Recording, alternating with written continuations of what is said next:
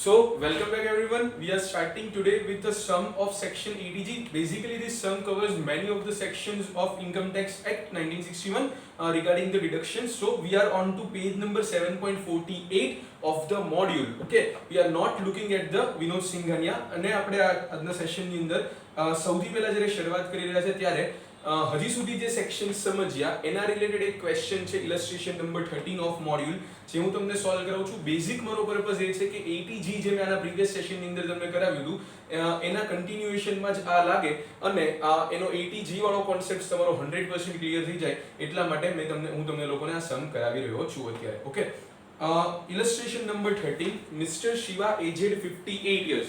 58 years 60 years થી ઓછા છે. 60 years કે નથી વધારે હોત તો એ સિનિયર સિટીઝન થઈ જાત. સિનિયર સિટીઝન થાત તો કઈ સેક્શનમાં ઇફેક્ટ થાત? તો 80D માં ઇફેક્ટ થાત. ઓકે, મારે તમને 80D રિલેટેડ એક પોઈન્ટ થોડો ક્લેરિફાઈ કરવાનો છે. બહુ સારા સ્ટુડન્ટ્સે મને એક બે ડાઉટ પૂછ્યા છે જે હું તમને હમણાં સમ પૂરો થઈ પછી કે એના સાથે તમને લોકોને કરાવી દઉં છું. 80D રિલેટેડ એક ડાઉટ જે તમને લોકોને કોમન થઈ રહ્યો છે એ. Okay, so Mr. Shiva aged 58 years has a gross total income of 7,75,000 comprising of income from salary and house property. Okay, એટલે એમની સેલરી અને હાઉસ પ્રોપર્ટીની જ ઇન્કમ છે 7,75,000 ની અંદર.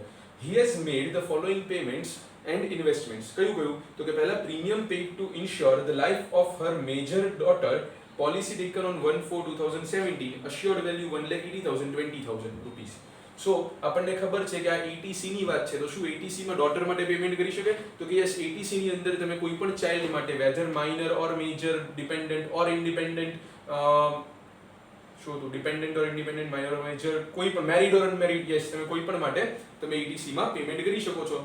તો પણ અહીંયા એને પોલિસી લીધી ક્યારે છે? 1/4/2017 એટલે આફ્ટર 2012. યસ, તો આપણને ખબર છે કે જો એ 1/4/2012 પછી હોય અને નોર્મલ કોઈ પોઝિશન હોય તો આપણે એની જે સમ અશ્યોર્ડ હોય એના 10% થી વધારે આપણે લોકો એને એટીસી ની અંદર ડિડક્શન આપતા નથી. સો સમ અશ્યોર્ડ જે છે એ 1,80,000 છે. સો એના 10% તમે કરો so it will come to 18,000 rupees. So એ 20,000 છે એની બદલે ખાલી કેટલું અલાઉ થશે? 18,000 અલાઉ થશે. ક્લિયર? કારણ કે એના કરતા વધારે પેમેન્ટ કર્યું તો રિમેનિંગ પાર્ટ અલાઉ નહીં થાય. ધેટ વી નો.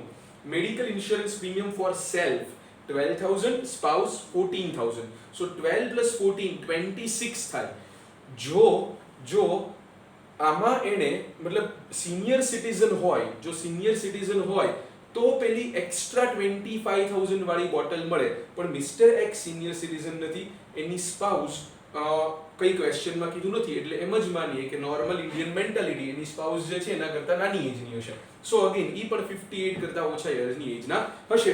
સો કહેવાનો મતલબ શું છે કે તો એને એડિશનલ રેડ બોટલ મળવાની નથી. એમની જે બેઝિક વાળી છે એમાંથી તેને એટલે 25,000 વાળી બોટલ જ મળે. યસ, ચલો આ પોઈન્ટની વાત આવી જ છે તો હું તમને લોકોને કોમન એક વસ્તુ કહી દઉં કે જે ડાઉટ મને લોકોને બહુ બધા લોકોએ પૂછ્યો, બહુ સારા સ્ટુડન્ટ્સે મને ડાઉટ પૂછ્યો. એમને મને બેઝિકલી એવું કહેવું હતું કે સર જો એટીડી માં ફાધર મધર બંને કે પછી પેરેન્ટ્સ મતલબ હસબન્ડ વાઈફ બંને મતલબ બે લોકો સિનિયર સિટીઝન હોય તો પછી રેડ બોટલ બે નહીં મળે. રેડ બોટલ મતલબ એડિશનલ 25,000 ની લિમિટ વાળી. તો કે ના, એડિશનલ 25,000 વાળી એક જ મળે. ટોટલ આમ આપણે આવું કંઈક સમજ્યા હતા ને કે એક સાઈડ છે ફેમિલી એટલે કોણ? તો કે individual himself, spouse and children. Children પણ કેવા? ડિપેન્ડન્ટ. તો એક સાઈડ આ હતી અને બીજી સાઈડ કોણ હતું? બીજી સાઈડ હતા પેરેન્ટ્સમાં મધર એન્ડ ફાધર. સો કહેવાનો મતલબ એમ છે કે આ બંનેમાં અહીંયા તમને પહેલા એક બ્લુ બોટલ મળશે અને અહીંયા તે પહેલા એક બ્લુ બોટલ મળશે એટલે 25,000 અહીંયા મળશે, 25,000 અહીંયા મળશે ટોટલ. હવે તમારે આ બેમાંથી કોઈ પણ સિનિયર સિટીઝન હોય કે બંને સિનિયર સિટીઝન હોય, જો તમને ડાઉટ્સ હોય તો એટલા માટે હું વર્ડિંગ્સ ચેન્જ કરું છું. બેમાંથી કોઈ પણ સિનિયર સિટીઝન હોય કે ઇવન બંને સિનિયર સિટીઝન હોય તો એક એડિશનલ બોટલ મળશે જે 25,000 વાળી હશે. અને મેં તમને લોકોને કેમ એક જ સિનિયર સિટીઝન હોય એવી રીતે હું તમને સમજાવતો હતો બીકોઝ મારે તમને એવું સમજાવવું હતું કે જો એક જ ખાલી માની લો કે ઇન્ડિવિજ્યુઅલ હિમસેલ્ફ મિસ્ટર એક્સ એક જ સિનિયર સિટીઝન હોય તો એ રેડ બોટલનો બેનિફિટ મિસ્ટર એક્સ ને એકલાને જ મળે. માની લો કે ઇન્ડિવિજ્યુઅલ ને સ્પાઉસ બંને સિનિયર સિટીઝન છે. સ્ટુડન્ટ્સ ને એવો ડાઉટ છે કે તો સર બે રેડ બોટલ મળે. નો, રેડ બોટલ એક જ મળવાની છે even if both of them are senior citizens. Red bottle તો તમને એક જ મળવાની છે પણ એવું થઈ શકશે કે બંને ઈ રેડ બોટલમાં પોતાનો પાર્ટ એડ કરી શકશે. That is it. ક્લિયર? સો આ વાળો ડાઉટ જે છે ઈ મને ઘણા લોકોએ પૂછ્યો. મને પહેલા એમ હતું કે કોઈ એકાદ જણાએ પૂછ્યો ત્યારે મને એમ થયું કે ચલો આને કંઈક મિસઇન્ટરપ્રિટેશન કર્યું છે. પછી થોડાક દિવસ રહીને બીજાએ મને પૂછ્યો અને બે ત્રણ સારા સ્ટુડન્ટ્સે મને આ ડાઉટ પૂછ્યો છે. એટલા માટે હું શું કરી રહ્યો, એટલે તમે બધા સારા જ છો, બટ જે લોકો હંમેશા ડાઉટ પૂછતા હોય છે રેગ્યુલરલી એમાંથી કહું છું. સો કહેવાનો મતલબ એમ છે કે this 25,000 additional bottle is available to both the sides but only one. જો બંને સિનિયર સિટીઝન હોય તો બે બોટલ અવેલેબલ થઈ જશે, એવું બિલકુલ નથી થવાનું. Is it clear everyone? Yes or no? Yes. So એક જ બોટલ, 1+1 અહીંયા, 1+1 અહીંયા. જો એક જ જણો સિનિયર સિટીઝન હોય તો એ એક જ જણ રેડ બોટલ વાપરી શકે. જો બંને સિનિયર સિટીઝન હોય તો બંને એડિશનલ રેડ બોટલ વાપરી શકે, પણ બે બોટલ તો ના જ મળે. એટલે total deduction it can not exceed 50,000 this side, 50,000 this side. Clear or not? Yes. So અહીંયા તમે જુઓ કોઈ સિનિયર સિટીઝન નથી, કારણ કે હસબન્ડ તો મિસ્ટર શિવા તો છે જ નહીં. Yes or no? તો એમના વાઇફ પણ આપણે એમ માની લઈએ કે નથી સિનિયર સિટીઝન. સો બંને નહીં હોય તો 12 + 14 એટલે 26 થયા, પણ 26 માંથી ખાલી અલાઉ કેટલું થશે? 25. Yes or no? Yes. Okay. Donation to public charitable institution registered under section 80G ₹50,000 by way of check.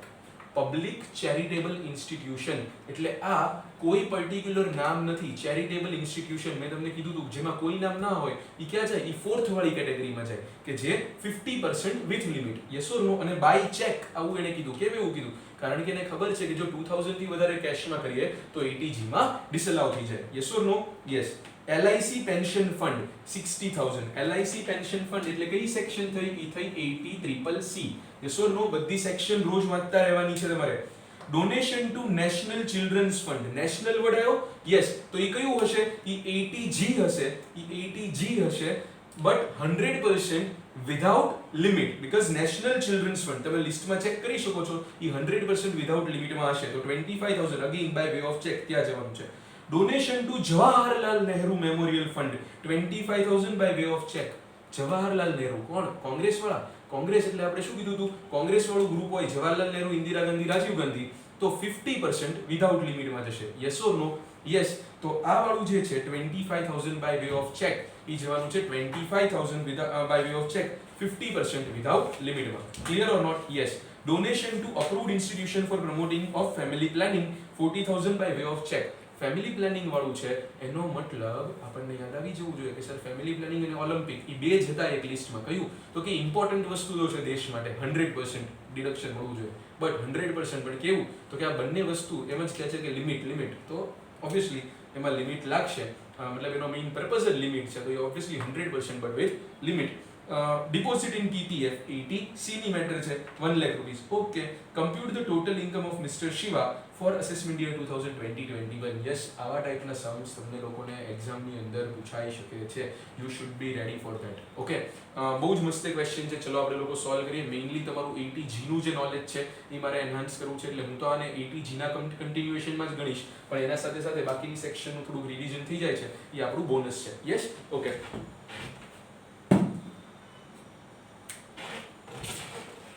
So, I'm calculating the answer.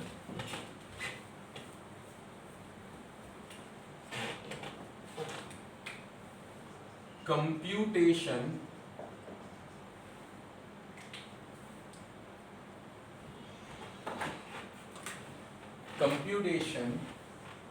अरे वाह,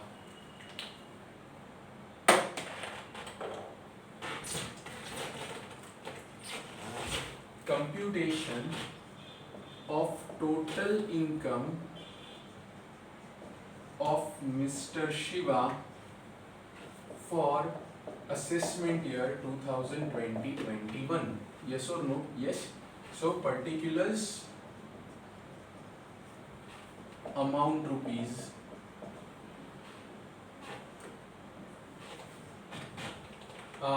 gross total income થી શરૂઆત કરીએ, which is given over there. Yes. So the gross total income of Mr. Shiva is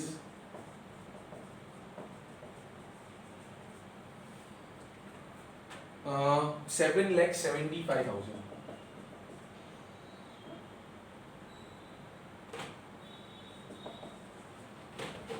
less કરીએ આમાંથી deductions under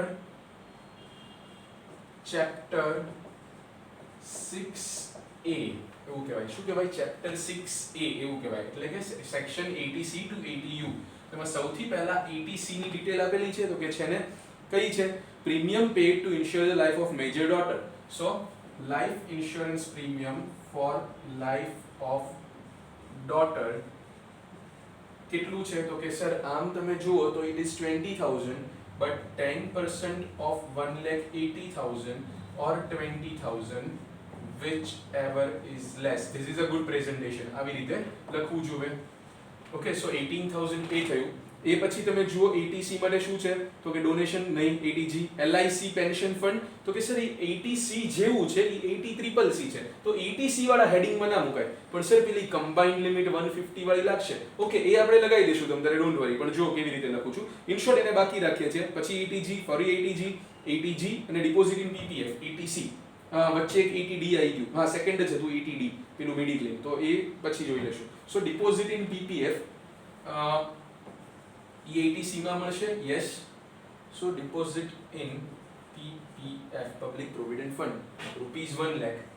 સો 1,18,000 થયું ATC. કેમ હું અહીંયા બહાર નથી લખી રહ્યો 1,18,000? બીકોઝ મને ખબર છે કે મારે ATC, 80CCC એન્ડ 80CCD1 એની મારે કમ્બાઇન્ડ લિમિટ કેલ્ક્યુલેટ કરવાની હોય. ક્લિયર? સો હવે આગળ વધી રહ્યા છીએ 80CCC થી. 80CCC ની અંદર શું આપ્યું છે? તો કે આપ્યું છે LIC પેન્શન ફંડ ₹60,000. ટોટલ કરી દો તો 1,78,000 થાય, બટ મેક્સિમમ લિમિટ 1,50,000 થાય. 80CCD નથી એટલે અહીંયા જ બસ આ બેનો ટોટલ આવશે. તો આઉટસાઇડ કોલમમાં આપણે 1,50,000 લેસ કરીશું. Clear or not? યસ. આ ATC હતું. હવે આવશે ATD, લાઈફ નહીં, mediclaim insurance premium, medical insurance premium.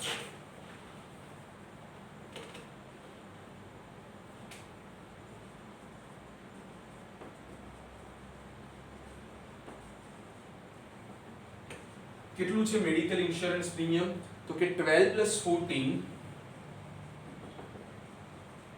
26,000 but subject to maximum ₹25,000.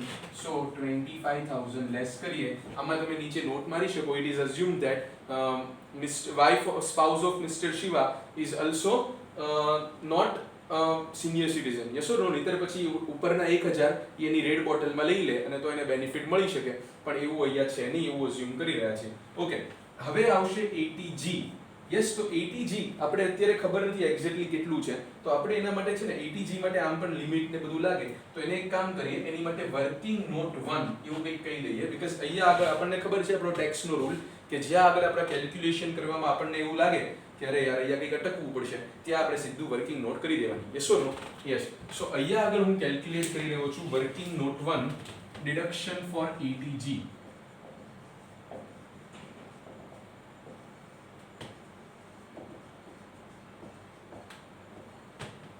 Okay, so આપણને ખબર છે કે ATG ના ડિડક્શનમાં મારે 4 ટાઈપના ડિડક્શન હોઈ શકે. એક 100% વિધાઉટ લિમિટ, સો એક 50% વિધાઉટ લિમિટ અને બાકી બે વિથ લિમિટ. અને એ લિમિટ જે છે એ પહેલા આપણે કેલ્ક્યુલેટ કરી લેવી જોઈએ. એ લિમિટમાં એ ડોનેશન કરી શકે. એક 100% એમાંથી મળશે ને એક એમાંથી 50% મળશે. તો પહેલા આપણે એ જોઈ લઈએ કે ક્વોલિફાઈંગ લિમિટ. સો ક્વોલિફાઈંગ લિમિટ આપણે કેવી રીતે મળે? તો કે એ હોય 10% of adjusted gross total income. તો એડજસ્ટેડ ગ્રોસ ટોટલ ઇન્કમ એટલે શું? તો કે એડજસ્ટેડ ગ્રોસ ટોટલ ઇન્કમ એટલે કે gross total income minus all the deductions except ATG. Done. તો આ બંને માઇનસ કરી દેશું. માઇનસ જો કોઈ ઇન્કમ હોય કેપિટલ ગેઇન કે પછી મતલબ 111A વાળી, 111A વાળી, 112 વાળી કે 112A વાળી, તો એ પણ લેસ કરી દઈએ. કે કોઈ એક્ઝમ્પ્ટ ઇન્કમ આમાં ઇન્ક્લુડેડ હોય કે જે ટેક્સેબલ નથી ઇન્ક્લુડેડ હોય તો એ લેસ કરી દઈએ. શું અહીંયા એવી કોઈ ઇન્કમ છે? તો કે ના સર, એને ચોખ્ખું ઉપર જો ક્વેશ્ચનમાં જ કીધું mister Shiva aged 58 years has a gross total income of 7,75,000 comprising of income from salary and house property. એટલે 775 બધું સેલરી હાઉસ પ્રોપર્ટી છે એટલે એ કઈ લેસ કરવું પડે એમ નથી. પણ ઓબ્વિયસલી આ બંને ડિડક્શન એમાંથી લેસ કરી દેવા જોઈએ. સો 1,50,000 માઇનસ 25,000 આ લેસ કરી દઉં. સો જે બચશે 125 એટલે 775 માઇનસ 125, તો ઇટ વિલ કમ ટુ 125 નહીં 175. So it will come to 6 lakh and 10% will come to 60,000 rupees. So 60,000 rupees is the limit for donation, not for deduction. Yes? So હવે આપણે લોકો કેલ્ક્યુલેશન કરીએ કે કયું કયું એપ્લિકેબલ છે અને શેમાં લિમિટ લાગશે. તો હવે ચલો 80G માં કયું ડોનેશન કર્યું છે, તો કે પહેલા સર આપ્યું છે public charitable institution registered under 80G 50,000 by way of cheque. એટલે ઈ કયું છે 50% વિથ લિમિટ વાળું. પહેલા છે ને આપણે લાઈનમાં લખીએ કે 100% વિધાઉટ લિમિટ વાળું હોય પહેલા લખી નાખે. સો LIC પેન્શન ફંડ નહીં. Donation to national children funds yes, national children's fund. તો એમાં શું આવશે, એ 100% વિધાઉટ લિમિટમાં છે. So donation to national children's fund કેટલું છે, ધેટ ઇઝ ₹25,000. સો અહીંયા આપણે 25,000 લખી કાઢીએ છીએ. અહીંયા લખી દઉં છું 100% વિધાઉટ લિમિટ.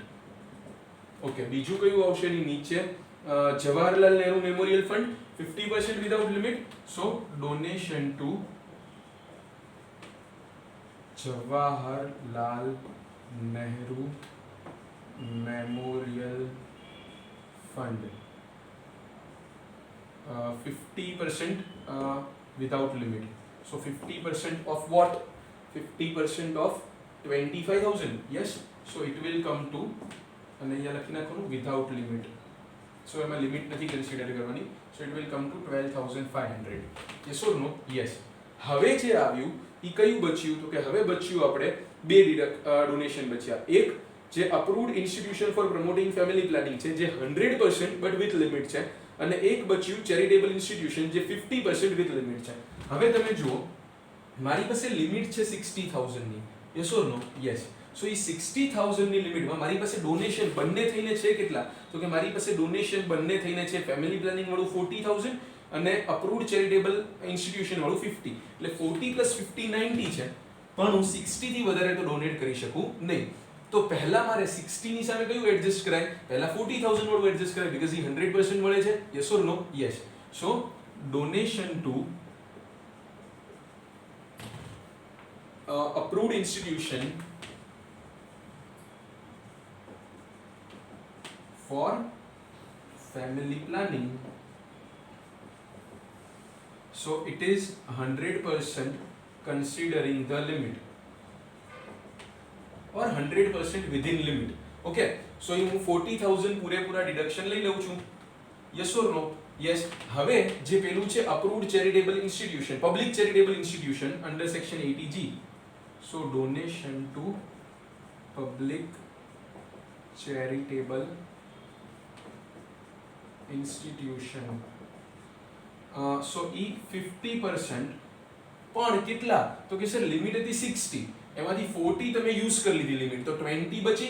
આપણે કેટલું કર્યું છે 50, પણ નો 50% of 50,000 or 60,000, 50% of 50,000 or 60,000 minus 40,000, whichever is less.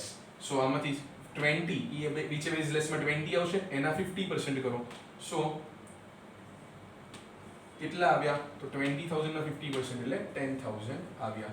Yes or no? Yes.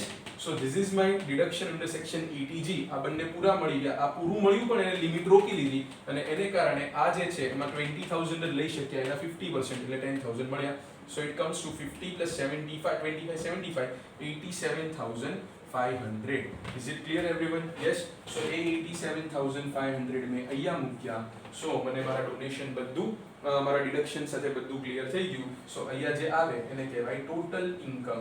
So my total income is 7,75,000 minus 1,75,000 એટલે 6 lakh minus 87,500. So 12,500 બચ્યા એટલે 5,12,500. Is it clear everyone? આટલું બધાને સમજાશે? Let me check whether my answer is correct or not. Yes, it is 100% correct. Clear or not everyone? બધાને સમજાઈ ગયું છે? Okay, so this is about ATG, જે મારે તમને મોડ્યુલમાંથી સમજાવવાનું હતું.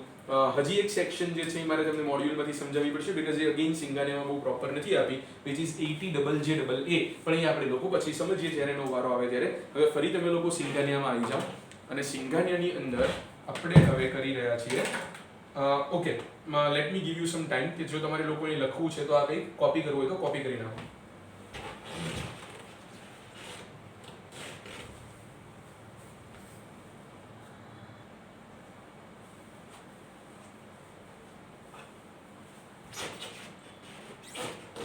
Okay, so I'm assuming that you, if you want to copy any of these things, then you must have done that.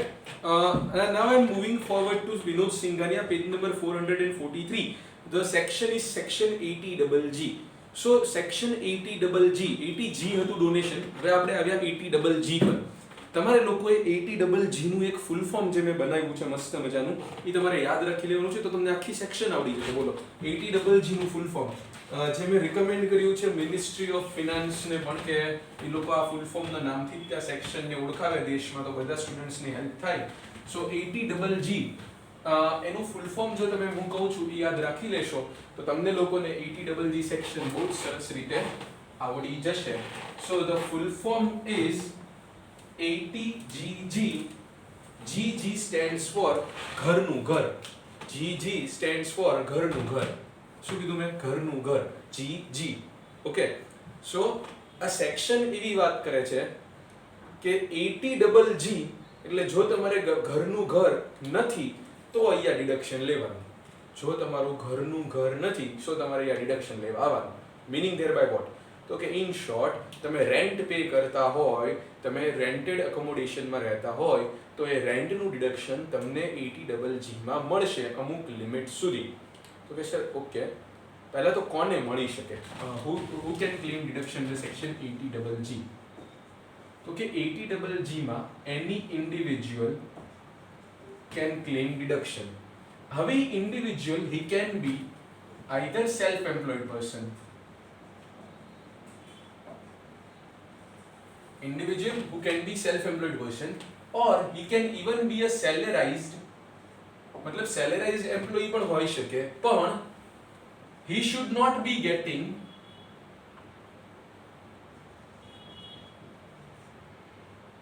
HRA. તો કે જો તને HRA મળે છે તો ભાઈ તને હાઉસ રેન્ટ એકોમોડેશન તારો એમ્પ્લોયર જ પ્રોવાઈડ કરે છે, એનું તું ઇન્કમ ટેક્સમાં ડિડક્શન પણ ક્લેમ કરી રહ્યો છે. મસ્ત HRA આપણને લોકોને યાદ છે, જોઈ લેજો તમને આવડી જશે. સો તું સેલેરાઇઝ પર્સન છે, તું HRA ની અંદર ડિડક્શન લઈ રહ્યો છે. કેટલું મળે ખબર ને? Actual HRA receive 40% or 50% of the salary and rent paid minus 10% of salary. સો એ તું ડિડક્શન લઈ રહ્યો છે ભાઈ, તો તને આ 80GG માં આવવાનું જ નથી. So individual who is self-employed person or salarized not getting HRA can get deduction under section 80GG. એને deduction under section 80GG મળશે કઈ વસ્તુનું? તો કે એને deduction under section 80GG મળશે રેન્ટનું, રેન્ટ પેઇડ રિલેટેડ. તો કેટલું મળશે? કેટલું મળશે એને deduction regarding this? તો એમ કહે છે તમારે કરવાનું છે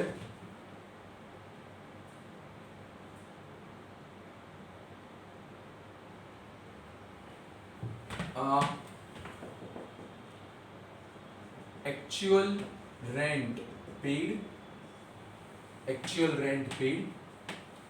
deduction will be as under. એવું લખાવું છું.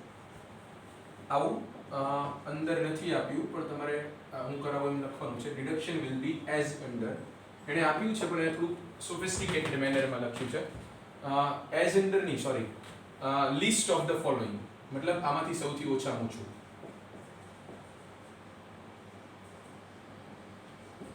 સેલેરી યાદ આવી જશે. actual rent paid. number 2 is number 2 10% વાળું થશે. 25% of total income. yes, 25% of total income. હવે total income શું છે એ પછી સમજાવું. number 3 is rent paid minus 10% of total income. So obviously આ પહેલું લખવાનો કોઈ મતલબ નથી, એકચ્યુઅલ રેન્ટ પેડ કરતા ઓછું જોવાનું always. So I am deleting this.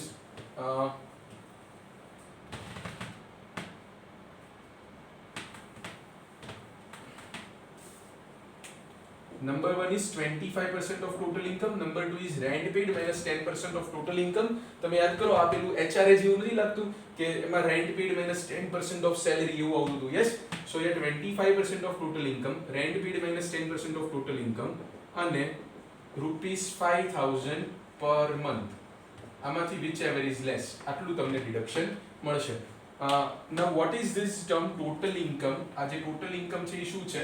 તો એ આપણે હમણાં જે 80G માટે સમજીએ ને adjusted total income એના જેવું જ છે. so here total income means total income is equal to gross total income, એમાંથી લેસ કરી દેવાનું capital gains કયા વાળા 111A 112 અને 112A વાળા, અને હજી આમાં લેસ કરી દેવાના deduction under section 80C to 80U except 80 ઘરનું ઘર 80GG except 80GG. સો મતલબ પહેલામાં એવું જ હતું ને 80G માં શું કરતા હતા આપણે adjusted total income adjusted gross total income માં શું કર્યું તો કે ગ્રોસ ટોટલ ઇન્કમ માઈનસ આ કેપિટલ ગેઇન વાળું અને ડિડક્શન 80C to 80U બધા લઈ લીધા except 80G. યાદ આવે છે? યસ. સો અહીંયા ડિડક્શન 80C to 80U બધા લઈ લેવાના except 80GG બીકોઝ એ ખુદ સેક્શન છે. ક્લિયર? એટલું નહીતર જો ઇન્ક્લુડિંગ 80G હોય તો પેલું x ધારીને વર્કિંગ કરવું પડે, એટલું બધું ક્યારે ઇન્કમ ટેક્સ વાળાની કે એટલું મેથ્સ આવડતું જ ના હોય. સો એ except 80G જ કહેતા હોય એટલે બાકીનું તમારે લઈ લેવાનું હોય. So total income, this is how it will be done. હું બીજા કોઈની ઇન્સલ્ટ નથી કરી રહ્યો, બધાને ટેક્સ વાળાને આવડતું, મને નથી આવડતું એટલું. Okay. So this is it. 25% of total income, rent paid minus 10% of total income and 5000 per month. Okay. This is the amount of deduction that you can claim under section 80G.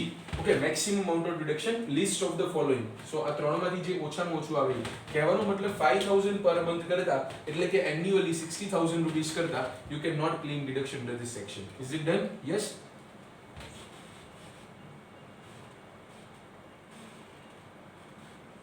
Okay. એ પછી જે છે એ સમજવાનું છે કે individual અને rent pad વાળો point આવી ગયો, ટોટલ ઇન્કમ વાળો આવી ગયું. યસ, એક જ છે જે છે અમુક સ્પેશિયલ કન્ડિશન. તો એ સ્પેશિયલ કન્ડિશન્સ જ હવે એ છે કે તમારું ઘરનું ઘર ના હોવું જોઈએ. જે જગ્યાએ તમે રહો છો કે જે જગ્યાએ તમે એમ્પ્લોયમેન્ટ પર છો કે જે જગ્યાએ તમે તમારું કામ કરી રહ્યા છો, બિઝનેસ કરી રહ્યા છો, એ જગ્યા પર ઓકે તમારું ખુદનું કોઈ ઘર ના હોવું જોઈએ. ઇવન તમારા ફેમિલી મેમ્બર્સ રિલેટિવ્સનું કોઈ ઘર ખુદનું ના હોવું જોઈએ. જો કોઈ ઈ લોકોનું ખુદનું ઘર હોય તો એવું માની લેશે તો ભાઈ ત્યાં જઈને રહીને રેન્ટ કેમ ભરે છે, તો તું આજે રેન્ટ ભરે છે ખોટું, તું ખાલી ડિડક્શન લેવા માટે જ ભરે છે, તું ખોટું બતાવે છે, એવું માનીને તમારો ક્લેમ ડિસઅલાઉ કરી દેશે. Clear or not? યસ. તો જો એ તમને આપ્યું છે page number 443 para number 148. The following are the salient features of 80GG who can claim deduction. મેં કહી દીધું what is qualifying expenditure, તો મેં કહી દીધું કે only an individual who pays rent for a residential accommodation for himself and family can avail deduction under section 80GG. Can a person who pays rent to avail this deduction own a house? તો answer is no.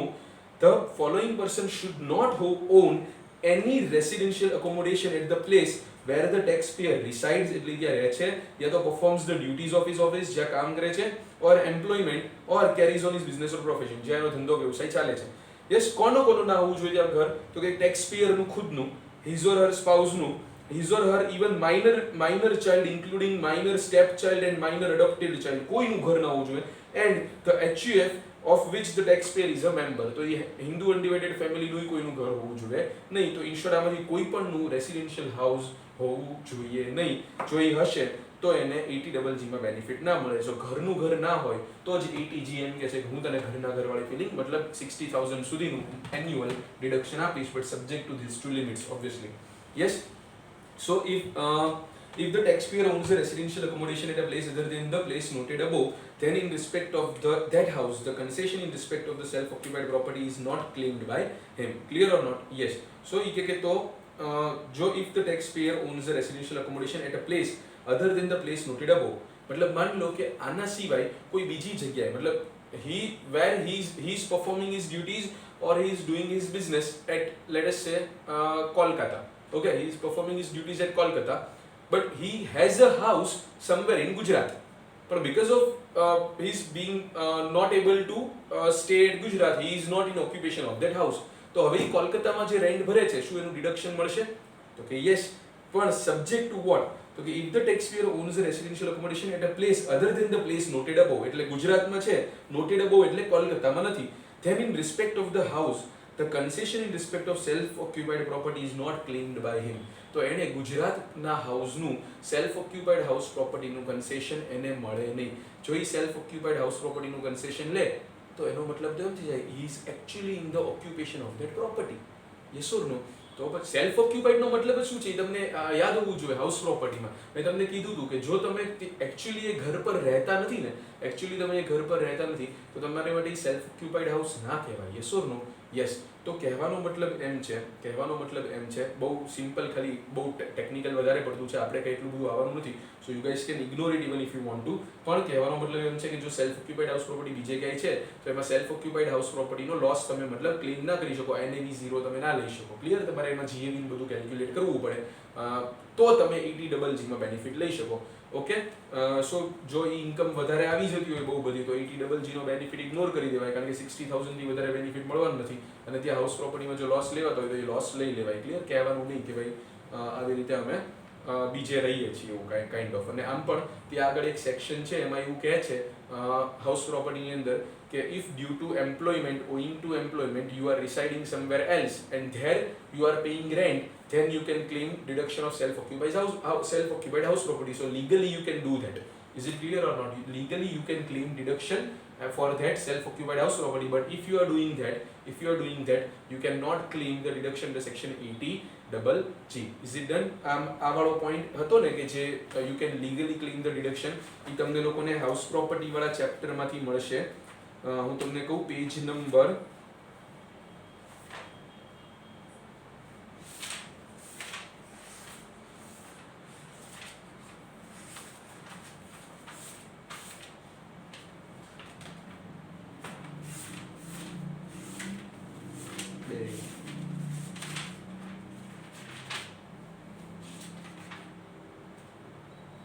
Page number 174, para number 69.1-2, a house property which is not actually occupied by the owner owing to employment or business or profession carried on at another place. તો એમાં એ deduction મળે છે. એમાં એમ કહે છે you can treat it like self-occupied house property, but if you are treating that like a self-occupied house property, you cannot claim deduction under section 80GG. That is what is given over there.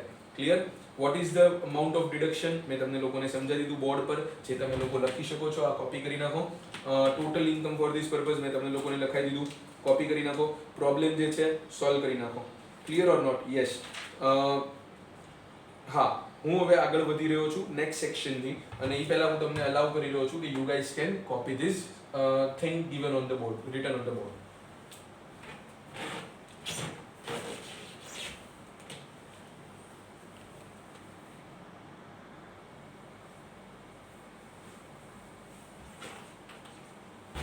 Okay, so again, hopefully you guys must have copied this. આપણે આગળ વધી રહ્યા છીએ page number 445 પર, જેમાં section આપી છે 80GGA, GGB, GGC એવી તમને સેક્શન મળશે. Again, it relates to donation or kind of you can say contribution, because 80G ને થોડુંક આગળ વધારે છે પણ અલગ ટાઈપનું છે. પહેલા હું ડિસ્કસ કરાઈ રહ્યો છું 80GGA. પહેલા હું તમને ડિસ્કસ કરાઈ રહ્યો છું 80GGA, which is really very simple. 80GGA એ એને જ અવેલેબલ છે કે જે બિઝનેસ કે પ્રોફેશનમાં ઇન્વોલ્વ ના હોય એવા સેક્શનમાં, મતલબ બિઝનેસ કે પ્રોફેશનમાં જે લોકો ઇન્વોલ્વ ના હોય એવા જ લોકોને 80GGA ની અંદર ડિડક્શન મળે. કેમ એવું? બીકોઝ જે લોકો બિઝનેસ કે પ્રોફેશનમાં ઇન્વોલ્વ છે એને આ ટાઈપનું કોન્ટ્રીબ્યુશન કે આ ટાઈપનું ડોનેશન બિઝનેસ હેડની અંદર ઓલરેડી ડિડક્શન મળી જાય છે, એવું આપણે PGBP ની અંદર એક સેક્શન ભણીશું ત્યારે તમને સમજમાં આવશે. ક્લિયર? સો કહેવાનો મતલબ એમ છે કે only that assessee who is not assessee whose income is chargeable under head PGBP can claim deduction under section 80 GGA. Okay, what is the qualifying expenditure? એટલે શું qualifying expenditure કરવાનું છે, એટલે કોને contribution કે donation કરવાનું છે?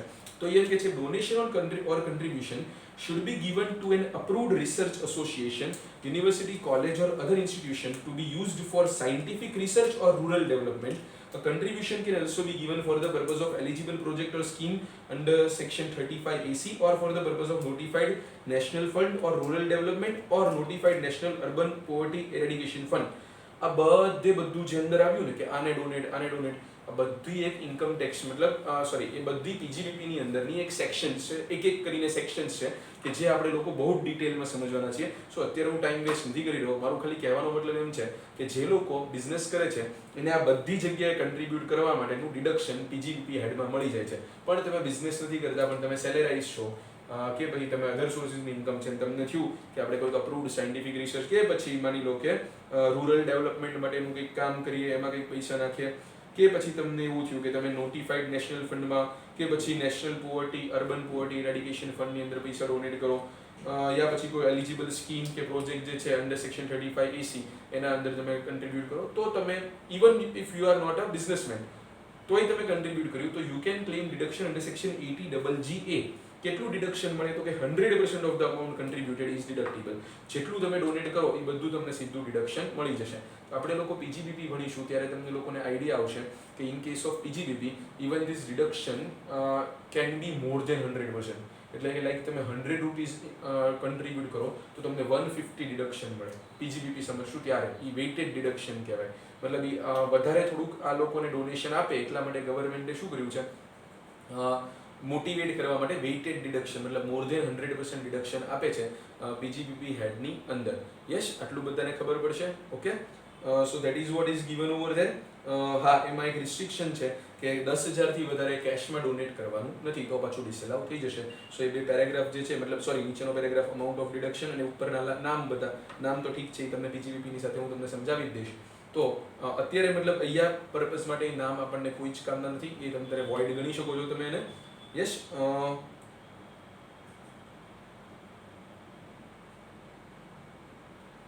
what you guys do is તમે amount of deduction ખાલી રીડ કરી લો.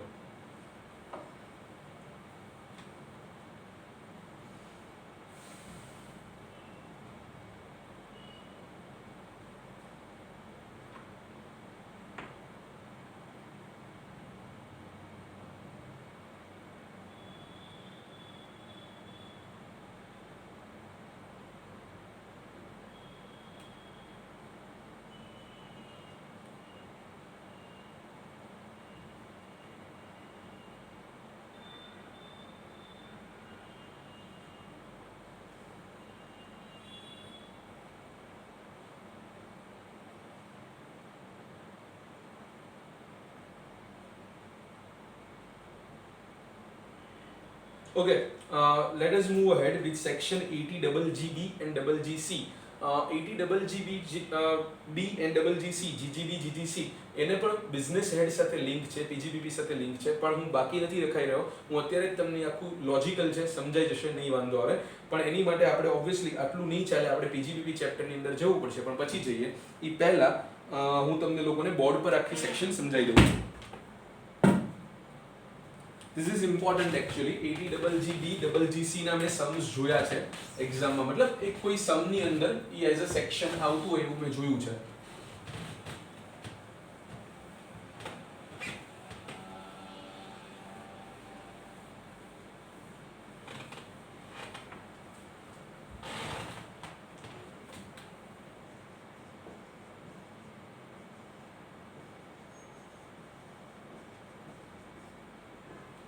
બંને સેક્શન એક સાથે હું સમજાઈ રહ્યો છું કારણ કે બંને રિલેટેડ, બંનેનું મતલબ જે છે કામ એ જ છે કે contribution to political party or electoral trust. Yes, contribution to political party or electoral trust. તમને લોકોને આ વર્ડ ઇલેક્ટોરલ ટ્રસ્ટ નહીં સમજ પડે. Actually what is electoral trust? 2014 જેવાથી ઇલેક્ટોરલ ટ્રસ્ટનો કોન્સેપ્ટ વધારે દેશમાં આવ્યો. માની લો કે તમારે કોઈ પોલિટિકલ પાર્ટીને કન્ટ્રીબ્યુટ કરવું છે. Let us say you support, assuming some of you support BJP. Okay, તો તમે ભાજપ ગવર્મેન્ટને તમે સપોર્ટ કરી રહ્યા હોય અને તમારે બીજેપીને કન્ટ્રીબ્યુટ કરવું છે કે ભાઈ હાલો તમારી પોલિટિકલ પાર્ટીને મારા તરફથી આટલા રૂપિયા. તમે મતલબ individual, HUF, even company can claim deduction under this section. તો એ કે તમે કરો, તમે પોલિટિકલ પાર્ટીને કન્ટ્રીબ્યુટ કરો, તમને 80 GGB કે GGC માં ડિડક્શન મળશે. ક્યારે GGB ક્યારે GGC હમણાં સમજો.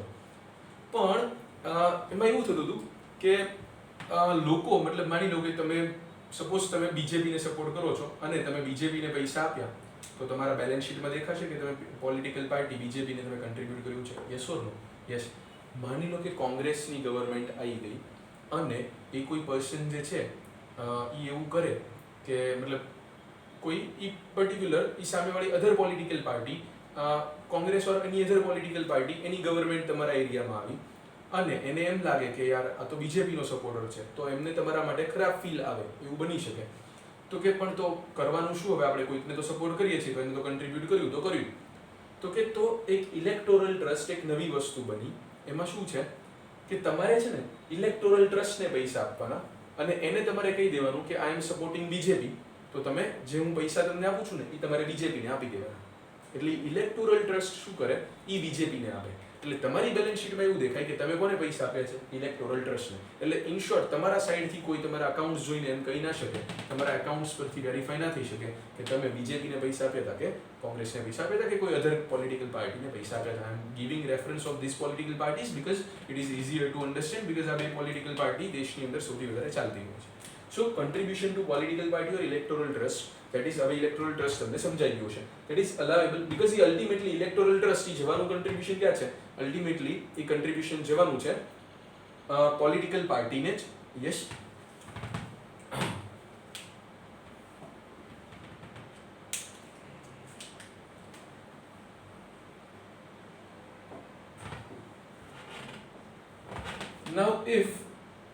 now if you are a company, that means you are a corporate assessee and you are giving donation to political party, then you can claim deduction under section 80 GGB. એટલે company હોય અને donate કરતી હોય તો ક્યાં જશે? 80 GGB માં. અધર than company હોય, આ તમને મોડ્યુલ આ સિંઘાનિયામાંથી નહીં મળે. અધર ધેન કંપની હોય મતલબ અત્યારે એક્ઝેક્ટલી આ પોઈન્ટમાંથી નહીં મળે. અધર ધેન કંપની હોય તો એ જશે 80 GGC માં. ઓકે, હવે PGBP ની અંદર profit and gains from business and profession ની અંદર એક સેક્શન છે, સેક્શન 37(2)AB આવી એક સેક્શન છે. એમાં એમ કહે છે કે જો તમે contribution to political party electoral trust કર્યો છે ને તો એ એક્સપેન્સ ડિસઅલાઉ થઈ જશે. એક્સપેન્સ ડિસઅલાઉડ છે મતલબ એ એક્સપેન્સ તમે પ્રોફિટ એન્ડ લોસ એકાઉન્ટમાં ડેબિટ કરીને તમે એનું ડિડક્શન ના લઈ શકો, એ તમારો પ્રોફિટ ઘટાડી ના શકે, તમારે એના પર ટેક્સ ભરવો જ પડે. સમજ પડી? If you claim expense under head PGBP, then it is disallowed as per 37(2)AB. What? Contribution to political party or electoral trust. Okay. એવું કહે છે actually એની અંદર એવો વર્ડ છે કે if you give any kind of advertisement in pamphlets, brochures, souvenirs of political party, તો મતલબ એમનું પેમ્ફલેટ હોય, બ્રોશર હોય, લોકો કંઈક બહાર પાડતા એમાં તમે એડવર્ટાઇઝમેન્ટ આપો તો એ તે ડિસઅલાઉ કરી દેશે 37(2)AB. કેમ? એમ કહે છે કે it is indirectly only a contribution to political party. It is indirectly a contribution to political party only. Clear? પણ ત્યાં એણે એમ કીધું કે અહીંયા તો અમે ડિસઅલાઉ કરી દેશું એટલે એક્સપેન્સ તો નહીં ડિડક્શન મળે, but same you can claim as a deduction under section 80 GGB or 80 GGC. Clear or not? એટલે તમે એમ કહે છે કે તમે એક્સપેન્સ તો ડિસઅલાઉ થઈ જશે PGBP માં, એટલે PGBP ની ઇન્કમ તો તમારી વધશે, પણ એ તમે કંપની હોય તો 80 GGB માં અને અધર ધેન કંપની હોય તો 80 GGC માં તમે ડિડક્શન લઈ શકો. કોણ કયું ડિડક્શન લેવાનું? Contribution to political party or electoral trust. પણ એક પ્રોબ્લેમ શું છે કે આ બંને સેક્શનમાં કન્ટ્રીબ્યુશનને ડિફાઇન કર્યા છે બંને જગ્યાએ. contribution word is defined. હવે અહીંયા જે contribution word define કર્યો છે ને એ contribution ની અંદર એ એવું કહે છે કે even advertisement is considered as, मतलब આવી ટાઈપની એડવર્ટાઇઝમેન્ટ આપી pamphlet brochure, it is considered as contribution. પણ અહીંયા જે contribution ને ડિફાઇન કર્યું એમાં એડવર્ટાઇઝમેન્ટ્સ આવતી નથી. मतलब કહેવાનો મતલબ શું છે તો કે માની લો કે કોઈ એક કંપની જે છે એણે કોઈ એક પોલિટિકલ પાર્ટી છે એના મેગેઝિનની અંદર પોતાની એડવર્ટાઇઝમેન્ટ આપી. ઓકે, તો એણે એની પોતાની એડવર્ટાઇઝમેન્ટ આપી, આમ કરીને એણે શું કર્યું, પોલિટિકલ પાર્ટીને પૈસા કન્ટ્રીબ્યુટ કર્યા. તો એની એડવર્ટાઇઝમેન્ટ એ ડિસઅલાઉ થઈ જશે અંડર સેક્શન 37(2)(a)(b). मतलब એ પીજીબીપી ની અંદર પોતાની ઇન્કમમાં એનો વધારો થઈ જશે. मतलब જો એમ કહેતો હોય કે અમારો એક્સપેન્સ છે તો એ એક્સપેન્સ નહીં ગણાય. Clear or not? એનો પ્રોફિટ વધશે. પણ that company can claim that deduction under section 80 GGB. Can? Because advertisement is part of contribution for the purpose of GGB and GGB is applicable to companies. Clear? But જો કોઈ individual like me and you, આપણે કોઈ આપણી કે કોઈ HUF છે કે even a partnership firm is giving their advertisement in a political party's magazine, so A 80 GGC માં જાય જ્યાં contribution advertisement ને include કરતું નથી. એને સીધા પૈસા આપી દે કોઈ ઇન્ડિવિજ્યુઅલ જે છે એ સીધા પૈસા આપી દે એડવર્ટાઇઝમેન્ટના નામે નહીં, તો હા, તો એ કન્ટ્રીબ્યુશનમાં આવે છે, તો એ 80 GGC ની અંદર ક્લેમ કરી શકે. Clear or not? પણ એ એડવર્ટાઇઝમેન્ટ કેવા નામે આપે તો આવે નહીં. નહીતર કોકને એવો ડાઉટ થશે સર તો 80 GGC છે શેના માટે? એડવર્ટાઇઝમેન્ટ સિવાય પણ કન્ટ્રીબ્યુટ તો કરી શકાય ને. એટલે કન્ટ્રીબ્યુશનમાં ઘણું બધું છે, એમાં તમારે અત્યારે ડિટેલમાં નથી જવાનું. પણ કહેવાનો મતલબ એમ છે કે કન્ટ્રીબ્યુશનમાં અહીંયા એડવર્ટાઇઝમેન્ટ છે, અહીંયા એડવર્ટાઇઝમેન્ટ નથી. સો જો તમે એડવર્ટાઇઝમેન્ટ આપો છો તો ઇન્ડિવિજ્યુઅલ તરીકે તમે 80 GGC નો ક્લેમ બેનિફિટ ના લઈ શકો, પણ તમે કંપનીમાં 80 GGB નો બેનિફિટ લઈ શકો. Clear or not? હા, તમે સીધા કોઈ પોલિટિકલ પાર્ટીને કન્ટ્રીબ્યુટ કરી દીધા, ડોનેશન કરી દીધું, તો ઇવન તમે ઇન્ડિવિજ્યુઅલ હોય તો 80 GGC માં, HUF હોય તો 80 GGC માં, પાર્ટનરશિપ હોય તો 80 GGC માં, અને કંપની હોય તો 80 GGB માં ડિડક્શન લઈ શકો. Clear or not? Yes. So ચલો આ વસ્તુ જે આપણને આપી છે ઈ છે, પહેલા આપણે લોકો વાંચીએ પેરા નંબર 150 પેજ નંબર 445 પર. તો એમાં તમને જોવા મળશે while computing the total income of the assessee including Indian company, para number 150 માં while computing the total income of the assessee including Indian company, any sum contributed during the previous year to any political party or electoral trust shall qualify for deduction. However, the deduction is not available to local authority and every artificial judicial person wholly or partly funded by government. એટલે government વાળા તે કોઈકને contribute કરે તો નહીં ચાલે. Local authority કે AGP artificial judicial person એને ડિડક્શન ના મળે. For advertisement expenditure in souvenir brochure owned by a political party, see para number 81.38. એ આપણે લોકો જોઈએ છે, જે મેં તમને સમજાવ્યું ઈ જ છે, એમાં પીજીબીપી માં લઈ જવા પડશે. અને નો deduction shall be allowed in respect of any sum contributed by way of cash. 2000 એ નહીં, કેશમાં કર્યું એટલે પોલિટિકલ પાર્ટી એટલે ડિસઅલાઉ. તમે સમજો 80G માટે 2000 સુધી અલાઉડ હતા, GGA માટે 10000 સુધી અલાઉડ હતા, અને 80 GGB GGC ની અંદર કોઈ કેશ પેમેન્ટ અલાઉડ જ નથી. એટલે ડિડક્શન જોતું હોય તો ચેકથી પેમેન્ટ કરો. Clear or not? Yes. Come on to para number 81.38. Para number 81.38 is given on page number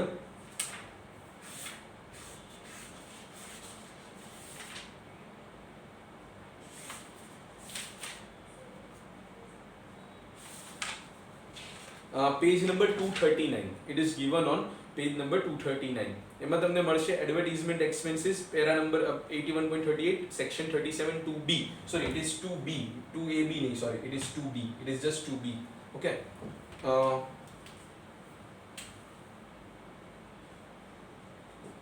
37(2)(b). Yes. એમાં તમે વાંચો, તમને મળી જશે deduction is not available in respect of expenditure incurred by an assessee on advertisement in any souvenir, brochure, tract, pamphlet or like published by a political party. તો political party publish કર્યું એમાં advertisement આપો તો પીજીબીપી માં તો deduction નથી જ મળતું. મતલબ એમાં as a expense you can not claim it. Clear? પણ એમ કે છે contribution to political party is deductible under section 80 GGB if contribution is made by an Indian company, not a company. It is, the word is Indian company. Okay, એટલે foreign company નહીં પાછી. So if it is done by Indian company, so 80 GGB or under section 80 GGC if contribution is made by any person other than Indian company. એટલે foreign company ની બધા એમાં આવી ગયા, individual HUF બધા ત્યાં આવી જશે. તો એમ કે છે expenditure by way of advertisement in magazine owned by a political party is treated as contribution to a political party for the purpose of GGB but not for the purpose of GGC. In other words, advertisement expenditure in magazine owned by a political party is deductible under section 80 GGB if the taxpayer is an Indian company, but the same is not deductible under section 80 GGC if the taxpayer is person other than Indian company. Clear or not? તો આ પણ તમને લોકોને સમજાઈ ગયું છે. I expect you to copy this.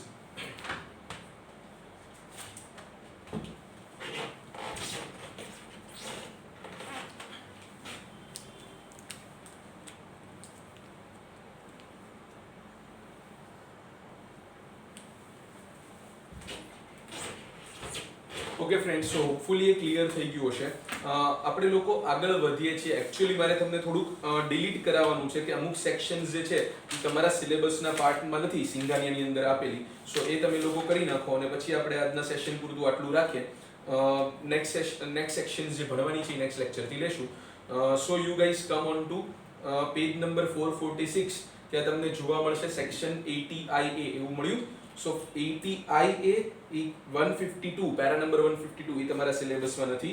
એના બાજુના પેજમાં છે 80IAB એ પણ તમારા સિલેબસમાં નથી. પાછળ છે 80IAC એ પણ સિલેબસમાં નથી. નીચે 80IB એ પણ સિલેબસમાં નથી. પછી તમને આપ્યું છે 80IBA પેજ નંબર 450 પર એ પણ સિલેબસમાં નથી. મતલબ આ બધા પેજીસ તમારે વાંચવાના નથી. બાજુમાં આપ્યું છે 80IC સિલેબસમાં નથી. પાછળ 452 પર આપ્યું છે 80ID સિલેબસમાં નથી. 157 પેરા નંબર 80IE સિલેબસમાં નથી. અને 80JJA જે reduction in respect of business processing biodegradable waste એ પણ તમારા સેક્શન સિલેબસમાં નથી. સો પેજ નંબર 452 સુધીનું તમારે નથી વાંચવાનું. તમે ઇનડાયરેક્ટલી હું કહી શકું તમને કે પેજ નંબર 446 થી લઈને પેજ નંબર 452 સુધીનું તમારે કોઈ કન્ટેન્ટ કામનું નથી તમારા સિલેબસ માટે. આ હું જે કહું છું એ મારા નોલેજ પરથી કેમ નથી કહી રહ્યો. ICIની સાઇટ પરના જે આપણું લિસ્ટ જે છે કે કઈ કઈ વસ્તુઓ તમારે સિલેબસમાં નથી કવર થતી, મતલબ તમારું એક્સક્લુઝનનું લિસ્ટ છે એના પરથી હું કહું છું. નેક્સ્ટ લેક્ચરથી આપણે 80JJAA થી શરૂઆત કરીશું અને એની માટે મને જોશે તમારી મોડ્યુલ. ઓકે, હા, હજી 2-3 સેક્શન્સ છે કે જે તમારા કોર્સમાં નથી, વિચ ઇઝ, ચલો ખુશ કરી દઈએ તમને. પેજ નંબર 454 પર આવી જાઓ. 80LA આપ્યું છે એ તમારા સિલેબસમાં નથી. બાજુમાં તમે જુઓ 80P આપ્યું છે એ પણ તમારા સિલેબસમાં નથી. એ બધું ફાઇનલમાં આવશે. અને પેજ ટર્ન કરો 456 પર 80PA આપ્યું છે એ પણ તમારા સિલેબસમાં નથી. ક્લિયર? 80QQB થી પાછું સિલેબસમાં છે. ડન. તો નેક્સ્ટ લેક્ચરની અંદર આપણે એવી કોશિશ કરીશું કે લગભગ મોટા ભાગના ડિડક્શન્સ, આમ તો બધા ડિડક્શન્સની સેક્શન્સ પૂરી થઈ જાય અને ડિડક્શન્સ ચેપ્ટર જ આપણું ક્લોઝ થઈ જાય અને એના સમ્સ ને બધું તમને હોમવર્કમાં આપી શકું. યસ ફ્રેન્ડ્સ, સો આજના લેક્ચર પૂરતું આપણે લોકો ડેફિનેટલી આટલું રાખીએ છીએ. Thank you everyone.